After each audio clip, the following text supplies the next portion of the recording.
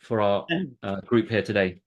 I think you all did really well. And I think the great thing is you're all clearly really lovely, empathic, genuine people that want to help. And that came across in each of the consultations that you had. It's just about putting everything together in this massive jigsaw that is this exam, I suppose. And it's always, it never ceases to amaze me that you do this all the time.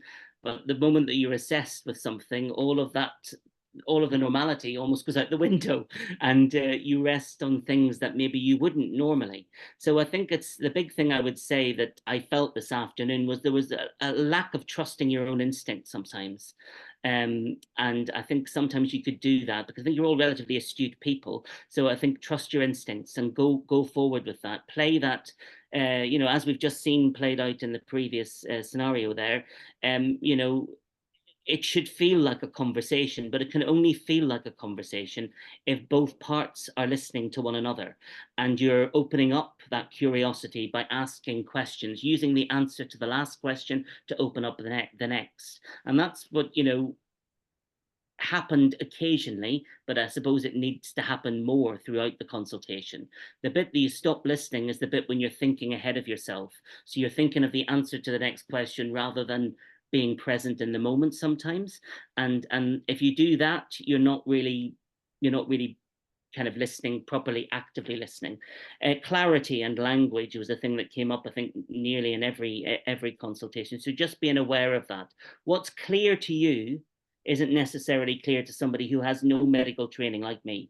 And so it's about thinking about how you would do that with even with a friend and just being as clear as possible. I don't mean to patronize you in any way. I know you have to speak in that language, when you're speaking to a tutor or speaking to an examiner or whatever, or a fellow doctor, but just thinking about how you impart that knowledge in different ways to people to make it as clear and jargon free as possible.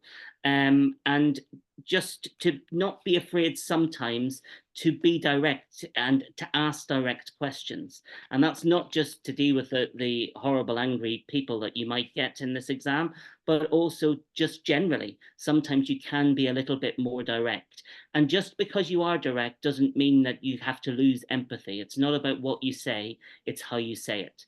It's just remembering that. So that's why language is key. And I've said this several times with Nigel in the past, but if we've learned anything I was going to say a post-Trump era, but it doesn't have to be Trump, it could be anyone. At the minute, language is key, and we have to be really, really conscious of how we say that. And that every action has a reaction. That's as much a big part as being an actor as it is as just being a human being.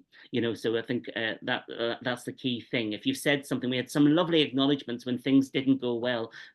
I'd say hold on to that. When you've said something that has been received in a different way, we had a couple of instances this afternoon where you're like, I'm really sorry, that's not what I meant.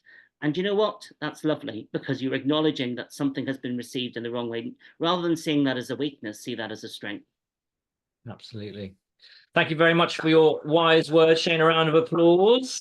Thank you. And we'll see you soon. All right. Take care. All right. So we're going to take a quick break, guys. I need you back here to start in about 10 minutes. So 10 past 3. Thank you very much. Thanks.